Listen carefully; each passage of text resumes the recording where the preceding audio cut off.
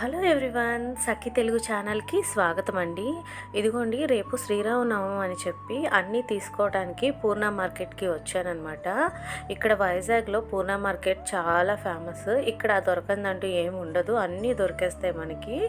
ఇదిగోండి, పువ్వులు, కొబ్బరికాయలు ఇట్లా చాలానే ఉన్నాయి. నేను నాకు కావాల్సిన సామాన్ తీసుకున్నాను.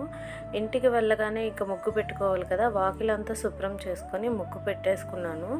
ఏదో చిన్న తరహా ముగ్గే పెట్టానులేండి. ఇదిగోండి, చింతబట్లు మా చెట్టుకు కాస్తున్నాయి. అవి కొన్ని తీసుకొచ్చారు మా నాన్నగారు. ఇంకా శ్రీరామనవమి రోజు పూజ అయ్యేదాకా మనం ఏమీ తినాం కదా, అలా మార్నింగ్ టిఫిన్ కోసం చేసింది మధ్యాహ్నం లంచ్లోనికి సరిపోతుంది అనమాట. ఎందుకంటే మార్నింగ్ ఎవరు భోజనం చేయరు, మ్యాక్సిమం అందరూ ఇంట్లో ఇలానే అవుతుందని నేను అనుకుంటున్నాను. మనకి నెక్స్ట్ మనం పూజ మొదలెట్టగానే ఫస్ట్ చేసేవి ఏంటంటే దేవుడి సామాన్లు తోముకోవడం, పీటలను రెడీ చేసుకోవడం కదా. నేను పీటను రెడీ చేస్తున్నప్పుడు తీసిన వీడియో అండి. మేము జనరల్గా ఏం చేస్తామంటే పీట మీద బియ్యం వేసి ఫోటోని పెట్టుకుంటాం. అప్పట్లో ఫొటోసే ఎక్కువ వాడేవాళ్ళు, విగ్రహాలు పెట్టకూడదు అని చెప్పి. కానీ ఇప్పుడు మారుతున్న కాలం బట్టి, మన అభిరుచి బట్టి చాలామంది పెట్టుకుంటున్నారు. పెట్టుకున్నా నాకేం ఇబ్బంది అనిపించలేదు. కాబట్టి నేను కూడా ఒక బాలరాముడిని తెప్పించుకున్నాను. అయోధ్యలో ఉన్నటువంటి బాలరాముడి విగ్రహం లాంటిది తెప్పించుకున్నాను. దాన్నే పెట్టాలనుకుంటున్నాను. కాకపోతే పెద్ద ప్లేట్లో అయితే పటాలు పెడతాం కదా, అందులో బియ్యం వేసి పెడతాము. చిన్న ప్లేట్లో బియ్యం వేసి నేను ఈ అయోధ్య రామాయణ్ని ప్రతిష్ఠించుకున్నాను అనమాట. ముందుగా ఆయనకి గంధం, పసుపు, కుంకుమ ఇట్లాంటివి పెడతారు కదా. నేను గంధంను ఇంకా కుంకుమ కూడా బొట్టు పెట్టానన్నమాట.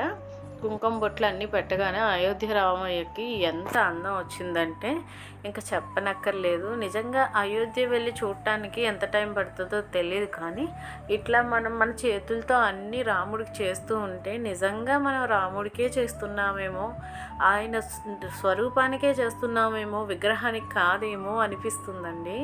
నాకు ఎంత ఆనందంగా అనిపించిందంటే ఇవి చేస్తున్నప్పుడు. రోజు ఇలా చేసుకునే అదృష్టం ఎందుకు దొరకదా అనిపించింది. మనకి రోజు చేసుకోవాలంటే మనం డైలీ చేసే పనులు ఉంటాయి కదండి, వాటితో అస్సలు కుదరదు. పర్వదినంలో మాత్రమే మనకు అదృష్టం కలుగుతుంది. ఇంకా రామయ్యని నేను ప్రతిష్ఠించుకున్నాను. స్థిరోభవ, వరదోభవ, సుముఖోభవ, సుప్రసన్నోభవ, స్థిరాసనం గురు అని దండం పెట్టుకొని ఆయన్ని ప్రతిష్ఠించుకొని ఇలా పూలతో అలంకరణ చేసుకున్నానండి. స్వామివారి అలంకరణ కోసం నేను 5 రకాల పూలు వాడానండి. పింక్ కలర్లో కనిపిస్తున్నాయి కదా, పింక్ కలర్ ఏమో బుగడ పూలు అంటారు, చామంతి పువ్వులు, సంపంగి పువ్వులు, ఇంకా వాటితో పాటు లిల్లీలు కూడా తెచ్చుకున్నాను. ఎందుకంటే నాకు ఎక్కువ పూలతో పూజ చేయడమే చాలా ఇష్టం.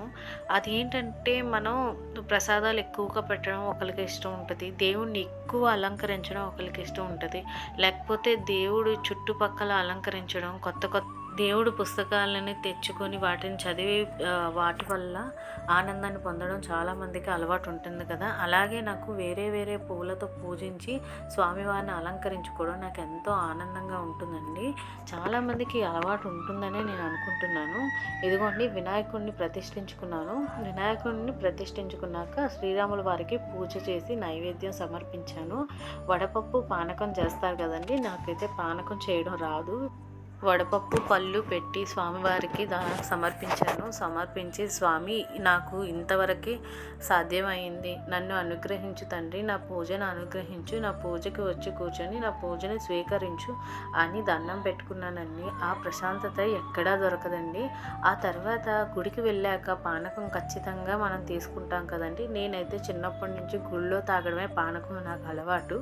చాలామంది ఏంటంటే ఇంట్లో పానకం కన్నా గుళ్ళో పానకానికి ఎక్కువగా ఇష్టం చూపిస్తారన్నమాట. ఎందుకంటే స్వామివారికి అది నైవేద్యంగా గుళ్ళోని అన్ని మంత్రాలలో మధ్యలో నైవేద్యం చూపించి ఇస్తారు. కాబట్టి నేను కూడా అట్లాగే పానకం తీసుకునేదాన్ని. ఈ సంవత్సరం కూడా నేను అలాగే తీసుకున్నాను. ఇంట్లో తయారు చేయడం మాకు మొదటి నుంచి అలవాటు లేదు. నేను సరదా పడి కిందటి సంవత్సరం చేశాను, కానీ ఆ రుచి అయితే రాలేదు. రామనామానికి మించిన ద్రాక్షరసం ఏముంటుందో చెప్పండి. ఆ రామ రామ రామ అంటుంటేనే ఆ రసం తాగినంత మధురంగా ఉంటుంది కదా. ఇదిగోండి, గుళ్ళో దేవుల వారికి ఇలాగా కళ్యాణం జరిపిస్తున్నారు. తలంబ్రాలన్నమాట, పిడికిట తలంబ్రాలు, పెళ్లి కూతురు. చూడండి ఎంత ముద్దుగా కూర్చున్నారో అమ్మవారు. ఇదిగోండి, అయ్యవారికి సమర్పించి ఇదిగోండి తలంబ్రాలు పోస్తున్నారనమాట పంతులు వారు. కల్లారా ఇలా ఈ వైభోగాన్ని చూడడానికి అక్కడికి చాలామందే వచ్చారండి. ఏ గుడిలో కూడా ఖాళీ లేదు. అంత కిక్కిరిసిపోయిన ఈ గుళ్ళన్నీ చూడండి. రాముల వారు పట్టాభిషేకం అయిన తర్వాత ఇలా ఉన్నారు. చూసారు కదండి. ఆయన శోభ చూస్తుంటే మనకి తనివి తీరిపోతుంది. మనకి ఆ క్షణం ఆ గుడిలో కూర్చున్నంతసేపు మనల్ని మనం మర్చిపోయి రామునిమయంలోకి మారిపోతాం. అంత గొప్ప వ్యక్తి రాముడు వారు. ఈ రోజుకి ఇదేనండి ఈ వీడియో. ఈ వీడియో నచ్చినట్టయితే ప్లీజ్ లైక్, షేర్, సబ్స్క్రైబ్ చేయండి. Thanks for watching.